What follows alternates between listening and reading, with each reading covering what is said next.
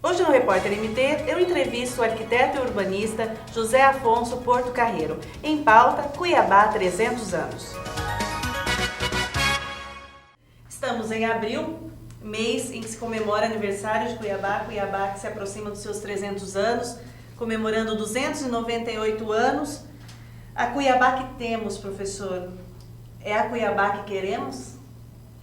Olha, eu gosto da cidade como ela é. Nós passamos agora por uma possibilidade assim, interessantíssima, que foi a Copa do Mundo, que tivemos uma grande chance de nos equiparmos, assim, de nos colocarmos assim, os equipamentos que talvez estivessem faltando, enfim, e deixamos passar batido, né? Deixamos assim algumas coisas que foram feitas, mas não ficaram prontas. Nos frustramos diante das obras da Copa, porque a Cuiabá hoje está rasgada. É verdade. Pelo VLT. Então essa mistura assim disso que não acabou se completando, né? Ainda a gente percebe então a vontade da cidade de continuar nessa trilha, né? De se completar, de novas avenidas, viadutos melhores, o VLT, né? Os equipamentos que foram colocados, que agora nós precisamos de outros. A cidade está, né? E quando eu falo Cuiabá, a gente está falando do aniversário de Cuiabá, mas sem dúvida que a gente está também se referindo a Várzea Grande de alguma forma, porque as duas cidades se completam, né? Um diálogo constante de um lado da ponte e do outro lado. Nós estamos falando certamente de Cuiabá, que foi aqui que foi fundada, né, em 1719 e tudo começa aqui. Eu acho assim também que Cuiabá, respondendo ainda um pouco essa questão que você levanta dos 300 anos, que é uma cidade que tem um destino. Cuiabá, sabe, quando Rondon determina aqui como um centro geodésico da América do Sul, podia ser mais para lá ou mais para cá. Tem gente que dizia que era em Chapada, outro que podia ser do lado de lá, mas é aqui, sabe, no coração da nossa cidade, onde era a Assembleia Legislativa, onde era a Câmara Municipal, onde era, enfim, então você tem um poder político aqui forte. E eu acho que a cidade tem um destino. Eu acho que Cuiabá, e recuperando um pouco assim a memória, Cuiabá vem de Cuiapá, que na língua dos bororos significa lugar onde se pesca com a flecha arpão. Então a cidade carrega no DNA dela o sangue bororo, né? O sangue daqueles que estavam aqui antes do europeu chegar, antes dos bandeirantes, enfim. Então essa mistura, né, do bororo, do índio que estava aqui antes, né, e com o europeu que chegou, criou uma amálgama assim, que é uma coisa que eu reputo assim, eu entendo isso como uma coisa positiva. O senhor acha que ainda persiste esse clima? Porque tem até um poema de Ivens Scarfe, que eu acho assim, um texto dele que me marcou quando eu li, que diz: eu não te amo mais, Rio Cuiabá. E aí ele começa a falar, né, das mazelas que bonito. Alcançaram esse Rio Cuiabá, e é muito bonito porque é muito forte. Muito forte. E aí quando você olha para uma cidade, você não a reconhece mais. Exato. Porque a gente vê muitos cuiabanos que se prendem a essa memória e tem muita dificuldade de se relacionar, de dialogar com a Cuiabá que temos hoje. Mas eu acho que essa cidade nova, que é a cidade dos meus alunos, às vezes a gente não entende, mas é a outra geração, são outras gerações que estão nos substituindo. Eu acho que eles têm uma responsabilidade, que acho que talvez a nossa geração, que passou assim por esse salto que Cuiabá deu, você vê, eu tinha 10 anos, Cuiabá tinha 60 mil habitantes, hoje tem quase 800. Se a juntar com Várzea Grande, somos um aglomerado de 1 milhão. Então, a nossa responsabilidade agora, que passamos, que vimos tudo isso acontecer, é muito grande. Porque nesse meio de caminho, voltando a falar do que o Ivens fala, não tínhamos mais Rio Cuiabá, é porque os nossos córregos todos desapareceram junto com... Não é, o Cuiabá está aí ainda, mas o Mané Pinto, Engole Cobra, a Prainha, todos eles foram virando canais de esgoto. E esse esgoto é lançado no Rio Cuiabá diariamente, né? Então, eu acho que essa é a responsabilidade nossa. Eu ainda tenho, Ana, assim, posso parecer assim, muito esperançoso, mas ainda carrego, sabe? Eu acho que esse é um destino da cidade, de se modificarem, de se mudarem, mas sem perder, não podemos perder esses patrimônios. Identidade, né? A sua própria identidade. E isso é uma coisa passível de ser recuperada. Então nós temos uma geração, nós vivemos num tempo em que a tecnologia tem que ser utilizada a nosso favor aqui, nós ganhamos muito, né? Acho que o Mato Grosso, enfim, o país todo se modificou muito nesse meio tempo também, mas certas coisas a gente não deve deixar, a gente tem que recuperar. E o exemplo aqui do Tamisa, lá em Londres, que foi recuperado. Você vê as imagens de Londres, hoje uma cidade moderníssima, um rio limpo. Eu tive agora há pouco tempo na Suíça, lá eu fiquei surpreso assim, de ver um córrego como se fosse a prainha. Mas, professor, a gente não conseguiu nem fazer o VLT por conta da corrupção no país, porque Pois é. passa pela questão do cultural, né? E a corrupção está tão entranhada aqui que o VLT, por exemplo, é um exemplo claro disso.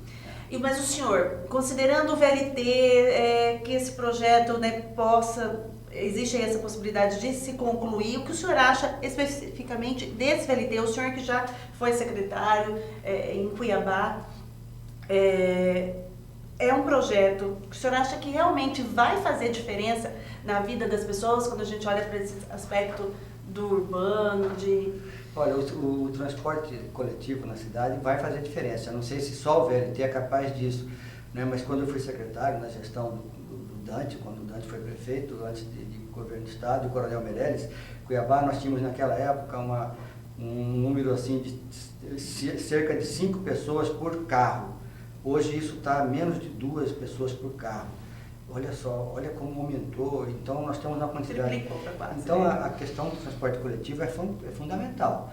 Não tem dúvida que o VLT pode causar assim, um impacto positivo, mas ele não resolve tudo. Eu acho que também, se você lembrar que o VLT são 2 grandes eixos, né, do CPA, Várzea Grande, aeroporto, e depois para o Distrito Industrial, fazendo esse T, mas quem vai abastecer tudo isso é um sistema de transporte coletivo, que é um BRT. Eu acho que Cuiabá... Então o senhor é mais defensor do BRT do que do VLT? Que o BRT, na nossa emergência, assim, no curto prazo, ele é muito mais importante, que a gente forneça um transporte coletivo de qualidade, né, para as pessoas utilizarem, para abastecer, que isso vai abastecer depois o VLT, que vai fazer o grande eixo. Mas eu moro aqui próximo, para pegar o VLT eu vou ter que pegar um ônibus para ir até lá na prainha, porque o VLT vai passar na prainha. Então esse abastecimento, todo isso, é um sistema complexo, e você vê que isso foi muito bem resolvido em Curitiba, por exemplo.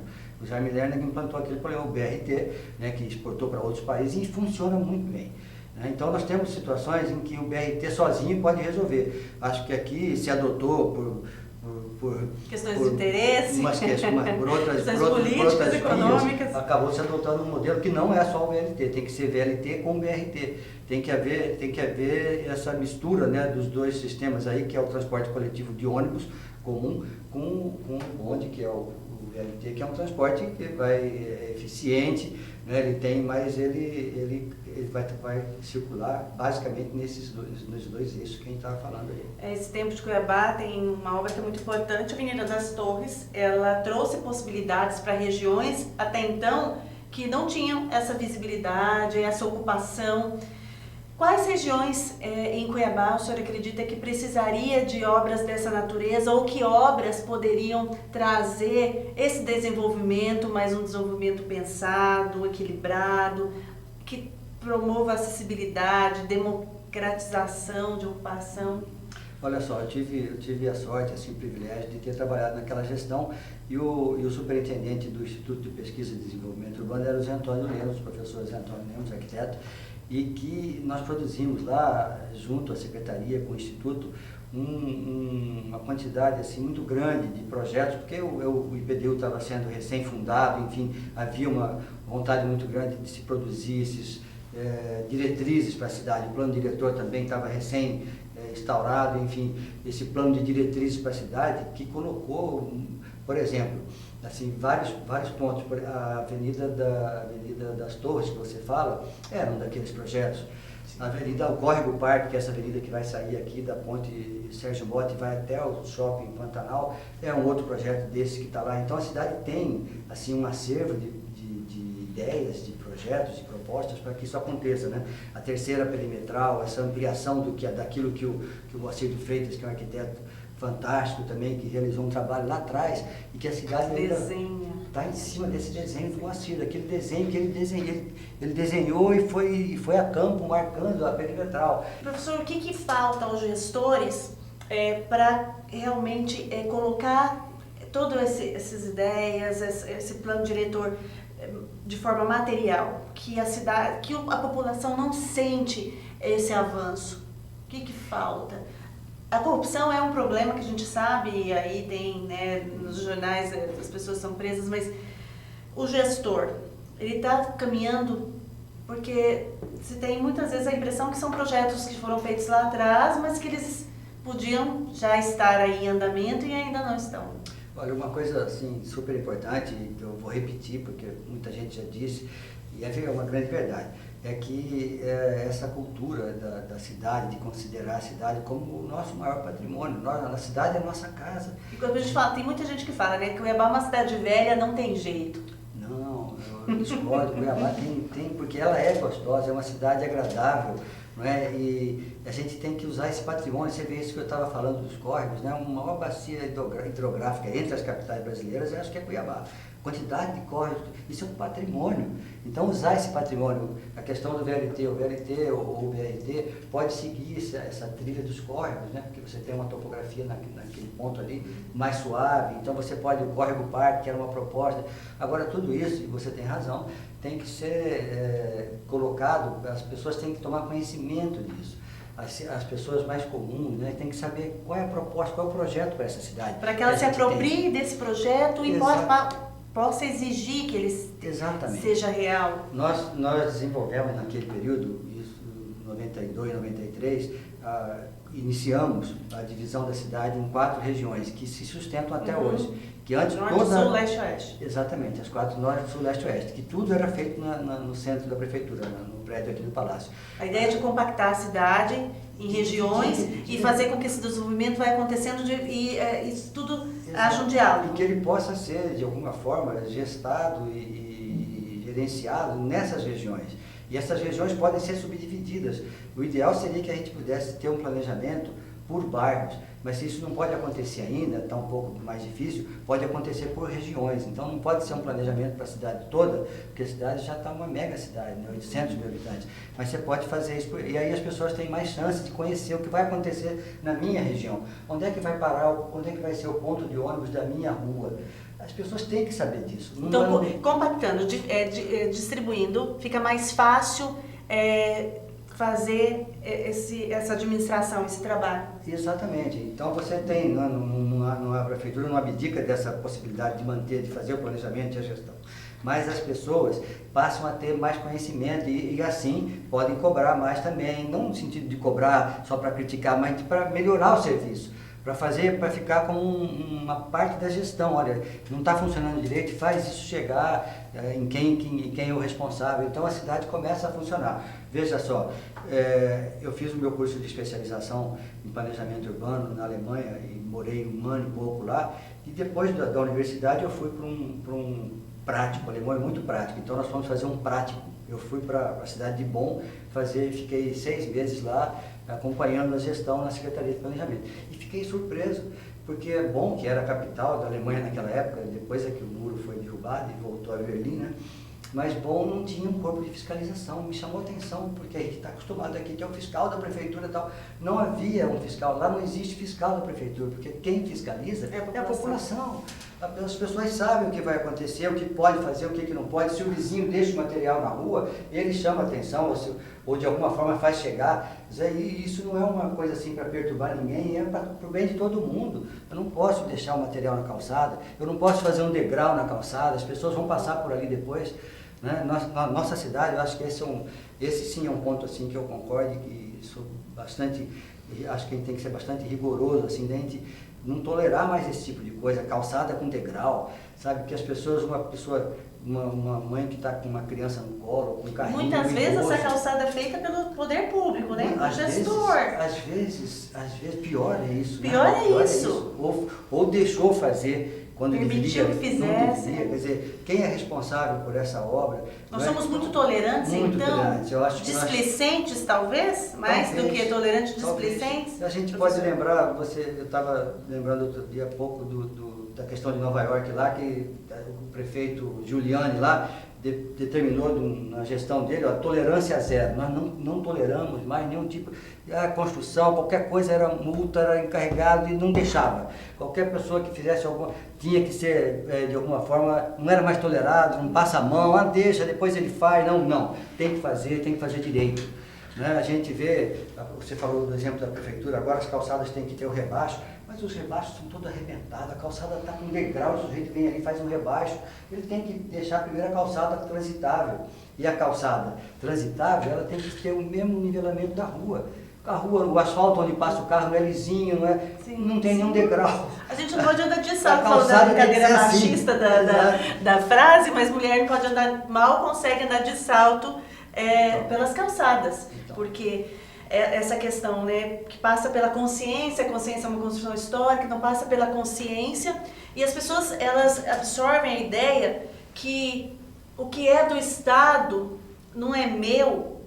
E aí vem o exemplo da pichação, né? E aí essa discussão, a gente está discutindo arte e pichação, até porque tem todo um conceito de arte quando é feito de uma outra maneira. Mas aquela pichação agressiva que o prefeito de São Paulo está dando um exemplo de tolerância zero. Então o senhor acha que aqui em Cuiabá poderíamos seguir essa ideia da tolerância zero em alguns aspectos, como por exemplo pichação? Sem dúvida, eu acho que sim. Você vê, Cuiabá é uma cidade já globalizada, uma cidade que está num contexto assim que agora mesmo a gente está vendo a situação que o país atravessa, é a capital do nosso estado, nós estamos morando num estado que tem uma contribuição grande, aí o agronegócio, todo mundo que veio para cá, não é, todo o impacto que isso causou, né, colocou a nossa cidade num patamar assim internacional. Então nós temos hoje um aeroporto internacional, temos, enfim, tem uma visibilidade, né? Entrada para o Pantanal, para Chapada. Nossa, isso merece ser bem tratado. As pessoas que chegarem aqui merecem, sabe, ter uma calçada para caminhar. O Fórum de Cuiabá, um prédio belíssimo, um projeto premiado, tem uma rampa imensa que acaba num degrau. Pô, e o que é preocupante é que muitas vezes as notícias que geramos tem muito de negativo, né, em relação às obras da Copa, por exemplo, a corrupção, a sensação de que somos incompetentes em alguns aspectos. O que está feito a gente pode melhorar. Melhorar esses espaços, nossas praças, nós temos muitas áreas verdes, nós temos o Rio Cuiabá, o Rio Cochipó, sabe? Temos assim um potencial imenso que pode ser revalorizado, com qualidade. Não é uma coisa feita só para enganar o trouxa ali, deu uma arrumadinha, não pintou e inaugurou, não. É coisa bem feita. Eu acho que nesse sentido é que a população tem um papel importante assim de, não vou aceitar isso assim não, eu quero coisa bem feita, a calçada tem que ser bem feita. O senhor tem esse olhar, né, não desconsidera a história, mas tem esse olhar muito contemporâneo da cidade de Cuiabá de 300 anos e a sensibilidade fruto dessa pesquisa também, Habitação Indígena, Tecnologia Indígena, um livro que foi até premiado no Museu da Casa Brasileira. Então essa relação, essa harmonia que é possível sim entre o que é contemporâneo, o que é histórico, mas também o que é tão particular, que é a cultura, como é a questão indígena. Poxa, que bom você lembrou dessa possibilidade de falar, porque eu acho que esse é um exemplo interessante, que casa assim com esse assunto nosso da cidade. Porque a tecnologia indígena, o desenho dessas habitações indígenas ficou durante muito tempo. Eu fiz um curso de arquitetura onde ninguém falou de habitação indígena. Ninguém falava, a gente estudava Roma, Egito, sabe? Que é cultura brasileira. Mas a nossa casa primeira aqui ficou muito tempo assim, sabe, meio fora de contexto, ninguém se interessava numa construção de palha. E isso me atiçou muito a curiosidade, enfim, quando eu fui fazer esse trabalho e pesquisei muito, e outros pesquisadores que já tinham trabalhos produzidos, nós tivemos aqui em Mato Grosso, assim, olha, uma quantidade de gente tão importante, tão, né, além do Rondon, que eu acho que é a figura máxima assim, que a gente pode lembrar, mas Carl von Stein, Max Schmidt, enfim, olha, o Levi-Strauss, Claude Levi-Strauss, que passou aqui em Cuiabá, o Carl von Stein, que passou, que morou aqui, enfim, e deixaram assim um registro dessas habitações, que foi a base de todo esse trabalho da pesquisa. Então você percebe que aquela construção de palha, que aparentemente você não enxerga nenhuma tecnologia ali, nada de modernidade, ela está carregada de tecnologia. Então, quanto a iluminação, né, quanto a tudo, né? Conforto, você tem a estrutura. Um exemplo assim interessante, que são as casas são construídas com camadas de palha.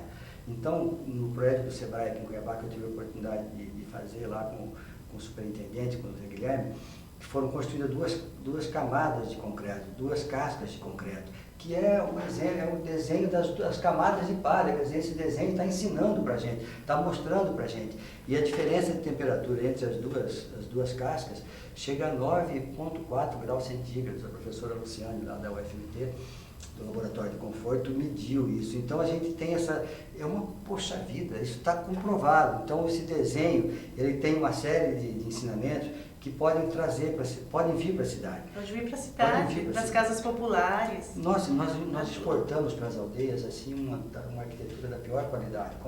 Quando alguém vai fazer um posto de saúde, uma escola na aldeia, ele reproduz aquele desenho das nossas periferias mais pobres. E é um descuido muito grande, porque existe ali uma cultura que sabia construir de um jeito muito interessante, um desenho cultural.